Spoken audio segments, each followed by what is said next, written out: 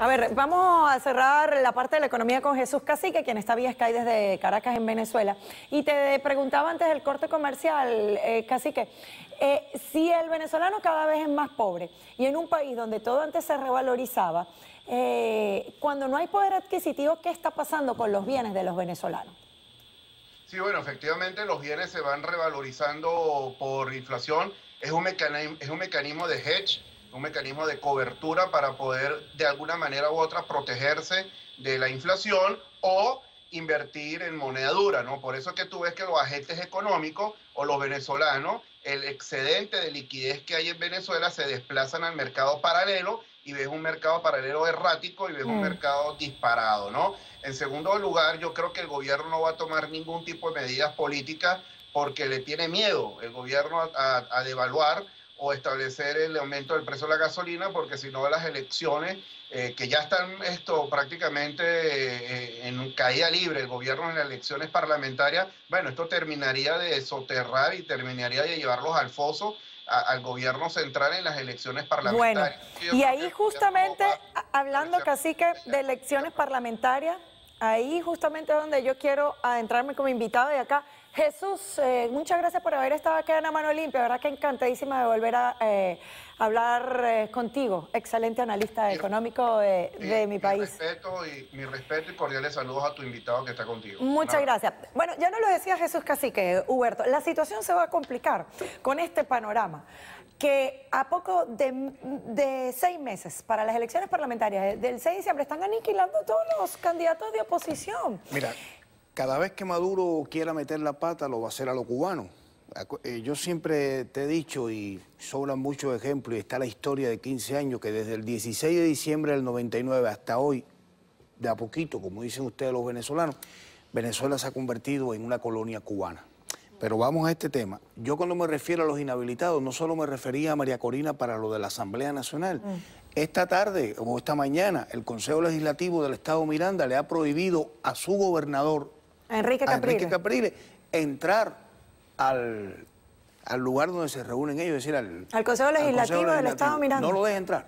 No puede entrar. Sí, lo declararon persona no grata. Lo declararon persona no grata. Entonces, ¿qué sucede? Escarano.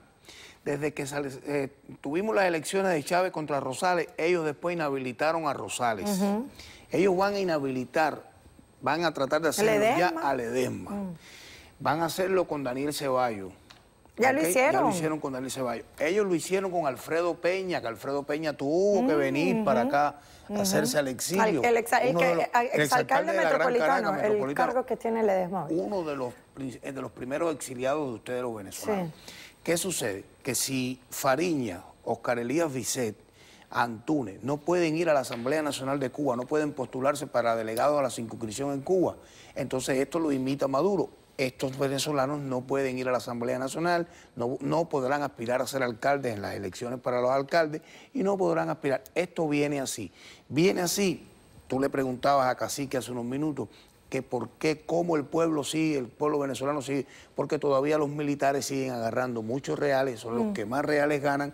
Maduro los tiene comprados, Cabello los tiene comprados y tienen que seguir siendo fieles a ellos mientras la caja registradora suene, como dicen ustedes. Ahora, hablando de las elecciones parlamentarias y esta comparación que me estás diciendo con Cuba y con los personajes que me acabas de nombrar, con Antunes claro, no pueden ir a una boleta en Cuba oficial. Exactamente.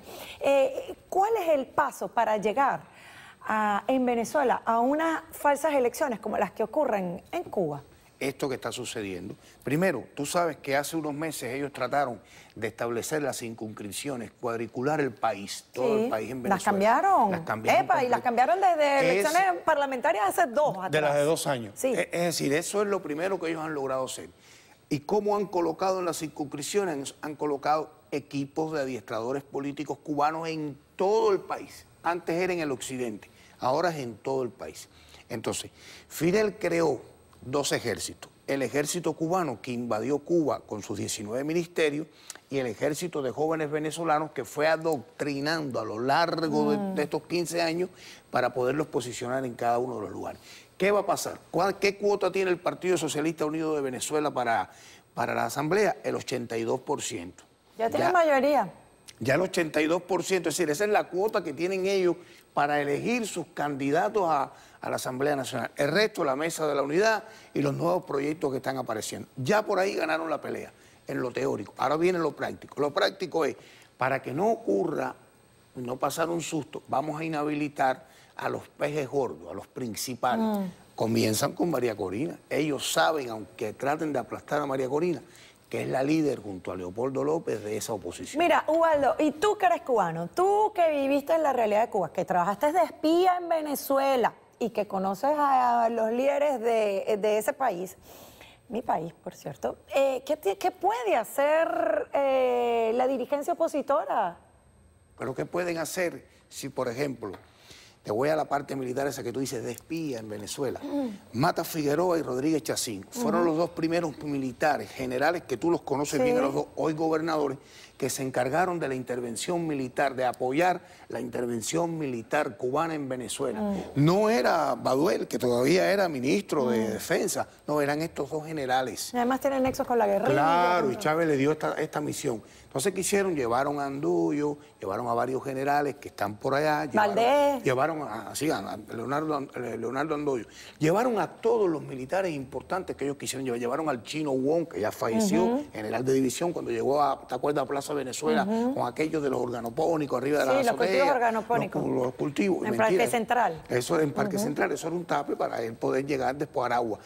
Entonces militarizaron el país, pero primero lo hicieron en la parte teórica. En la parte teórica porque este mismo curso acaban de graduar 200 estudiantes venezolanos del ITM, Instituto Técnico Militar, el famoso ITM José Martí en Cuba. Entonces, cuando tú ves eso, no tienes cómo responderte, ni tú como venezolana, ni yo como cubano, ¿qué va a hacer el pueblo de Venezuela? Tú acabas de preguntarlo. Y Cacique no tiene la respuesta.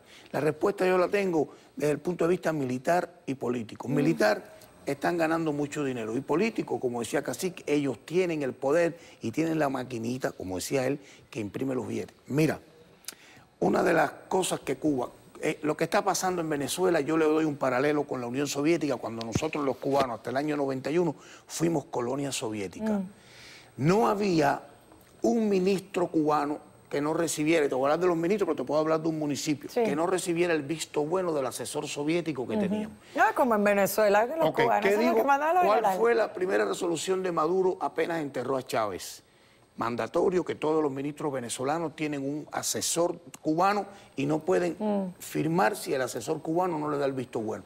Eso lo hicieron los soviéticos, para decirlo como se llamaba en su etapa, no llamarle los rusos, los soviéticos en Cuba hasta el año 91. Yo trabajé en la Facultad de Ciencias Médicas de Pinar del Río, mi servicio social fue como traductor de ruso, del asesor personal de la rectora de la universidad, Alexei Tortocheyev.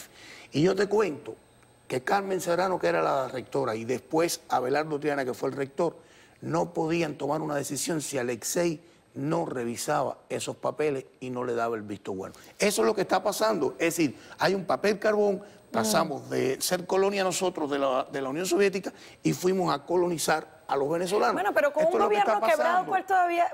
Bueno, él dice que los gobiernos no quiebran, pero ya las dádivas de Venezuela para con Cuba no son las mismas de antes. Pero hay más de 30.000 cubanos todavía en Venezuela.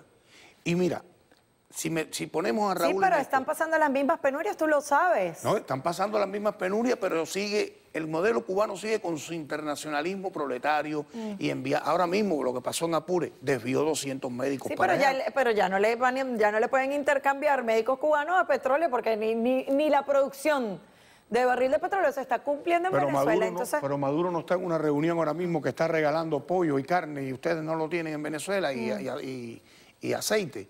Y entonces eso Bueno, mismo... entonces la salida, no lo estoy diciendo, tú dices que la salida es militar.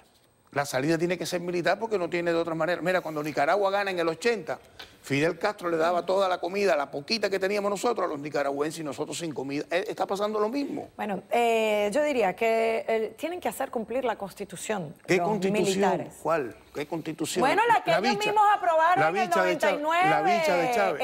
Esa Constitución, la que ellos mismos aprobaron en el 99 y que respetaron hoy en día. Gracias, Ubaldo, no estoy brava contigo. Es que lo que ellos decían que era la mejor constitución del mundo la violan. Claro que la violan. Pero si María Corina acaba de decir, María Corina acaba de decir que es inconstitucional que ella no pueda presentarse a las elecciones. ¿Y qué le contestaron? No vas a las elecciones. Sí, es así, lamentablemente. Gracias, mi querido Ubaldo, por haber estado aquí. Gracias a usted. Conmigo. Hacemos una pausa. Al regreso.